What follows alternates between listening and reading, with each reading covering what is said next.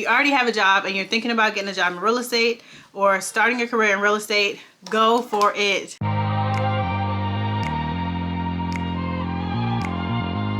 Today's video is going to be about being a part-time realtor and me giving some encouragement to those of you out there who have families. Maybe you're a mom or dad, or maybe you're a grandma taking care of kids, and stop. And you want to start real estate, but you don't know if you should. You already have so many responsibilities, and just thinking about switching from one job to another job just doesn't seem like it's possible. So I'm here to give you some encouragement. And before we get started, I do want to say that, of course, having another job while being a realtor is very tough. Being full-time is the way to go. Of course, you could be more successful. Even if you are part-time and you feel like you're pretty successful, you could probably be even more successful if you're full-time.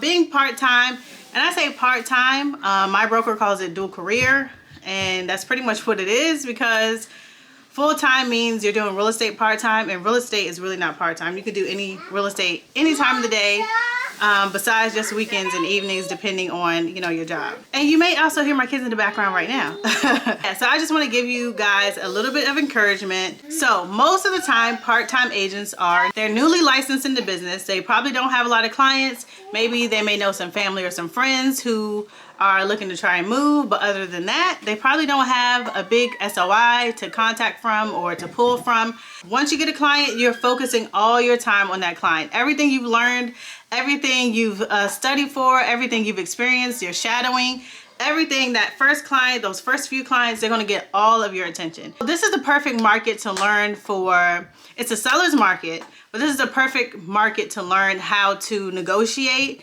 and how to work with multiple offers, because it's really tough out here for those who are looking to buy. Not saying that you shouldn't buy. I'll talk about buying in the seller's market in another video, but it's really tough being an agent for looking for someone who's buying. You'll get a lot of experience showing houses. You get a lot of experience putting in offers. So having just one or a few people that you're working with will just allow you to focus on those clients. Once you get a lot of clients and a lot of clientele, you get a lot more buyers. Buyers really take more time, especially right now. It's really competitive and really intense trying to work with buyers right now. So yeah, that's one little nugget. You get to spend all your time focused on those, you know, particular clients. Also, being a part-time realtor, you have to do what works for you.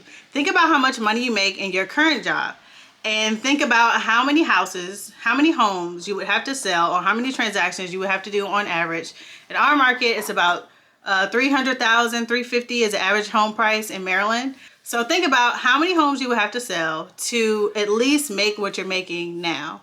And sometimes, I know we all want to be huge megastar, multi-million-dollar luxury home realtors, but just think about that. Think about how many homes you have to sell to make what you're making now, to replace the income you're making now, and maybe just a little bit more. Think about that, focus on that, and it seems a lot more feasible than trying to make, maybe at your current job, you're not making 100K, or you're only making 40 or 50 or 60,000. Do those numbers, figure that out, and it could be a little bit more feasible. You don't have to start out the gate making 100K. A lot of realtors in their first year don't even have one sale. Also, if you're part-time, you can also spend some time looking at rentals. Some realtors don't want to bother with rentals. For me, I don't think I'll ever stop doing rentals, and I think in my office, even the top producers still list and show rentals. Those rentals can become sales. Do all the showings, all the previews that you can when you're part-time. When you're part-time, you really have to, especially when you have a family. I love you. I love you too. You really have to maximize your time. So you can't do a lot of fake work. So you kind of get caught up in trying to, you know, grow yourself on social media, grow yourself here, grow there. But you have to really have to put the work in where it matters. Also, when you're part-time, depending on what kind of job you have, you can use your job or just casually mentioning and while you're at work that you're a realtor, and that can also bring you some business. The best leads to get are leads you don't have to pay for. Starting out, you may be tempted to pay for leads, or you may think like, yeah, people who are up and big, of course they wouldn't pay for leads. Why would they pay for leads? But let me tell you something. Depending on where you're getting leads from, I have paid for leads, okay? I have paid for leads, and it's not worth it at all. At least it wasn't for me. A lot of the folks that called, they weren't, you know, credible. They weren't quality leads. They weren't quality leads, basically. They either had realtors already, or they were nowhere near close to being pre-approved. They weren't interested in working with me to get them pre-approved, and it was just a mess. It was just a mess. I would not recommend. 0 out of 10. I don't recommend that. Also, being part-time, you have a lot less time to do real estate. Depending on what kind of job you have, it'll be harder or easier. For me, on my lunch breaks, if I have a showing, or if I'm going to do a showing over the weekend, sometimes to save time, I will take my lunch break, depending on where the house is. I'll take my lunch break, go see some houses, and come back. You have to really try to maximize all of your time, right? So one situation was, I had to come out on the weekend to go show a house to this couple. And I went there first, and the house only had a few pictures, and then when I got there, I figured out why. It was a totally no, I knew they were not going to like it. To get used to showings and showing homes and getting into homes, even using lock boxes and stuff like that, there's all different kind of lock boxes. Some of them are Bluetooth. Some homes, they don't have anything on it. They just have like a keypad on the door, like the owners would use to get in. So just to get that practice, I would suggest going out on your lunch breaks and going to go see some houses. They don't have to be anything it may not be in your market depending on where you work, but hopefully as long as you're in the same state, go out and go see some houses. And while you're there alone, I would suggest to do some recordings to boost your social media presence. Sometimes you're not always thinking about it when you're out, because you have so much going on and so much, going on in your mind. You may not always think about pulling out your camera, but try to pull out your camera either for TikTok, Facebook, Instagram, to let people know what you're doing. That way you stay top of mind. Also, when you're part-time, prospect by sending out letters. Sending out letters, letting everyone know, hey, I'm a new realtor, contact me. Another thing to give you a little bit of encouragement, a lot of people that you'll be servicing also have 9-to-5 jobs. So if your daytime is like a 9-to-5, 7:30 to 4 or whatever it is, if you have a regular, daytime job, most people are only available in the evenings and on the weekends anyway. If you're worried that, oh, I won't have time to do showings, I won't have time to do this, I won't have time to do that.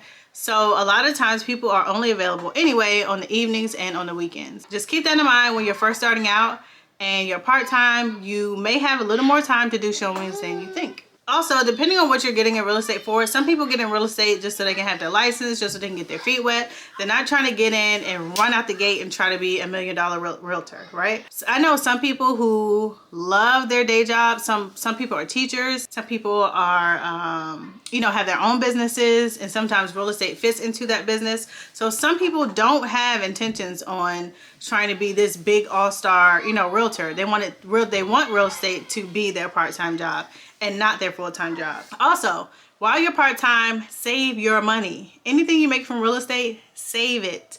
Save your money. If you're starting out doing rentals, or you're starting out with a few closings here and there, save your money. Because first of all, you'll have to pay for your fees. You don't want to be broke after that. Save your money.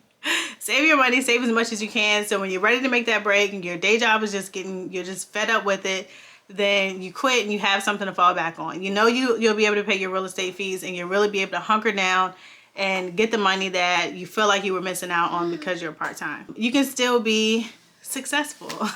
Eventually, my goal, of course, is to be a full-time realtor. I'm on my way there. I'm not quite there yet, but I know that time will be coming soon. Another goal of mine is to get to 1,000 subscribers by the end of this year, so I'm crossing my fingers for that. Yeah, so if this video helped you out at all, please give me a thumbs up, and if you have any questions on starting real estate or being a part-time realtor, let me know. Maybe I can do a video on it. I'll also answer your comments below. Follow me on Instagram, Brianna is my realtor. Also on Facebook, Brianna is my realtor. And TikTok, Brianna is my realtor. I almost forgot about TikTok. I really like TikTok, by the way. So basically, keep going, keep pushing. When you first starting out, you have to start somewhere, but you can do it. Don't let it discourage you. It's totally possible. All your faves were probably part-time realtors. But yeah, so that's just my little encouragement for you out there who are looking to start in real estate. Yeah, so I'll see you guys in the next one. Thanks so much for watching.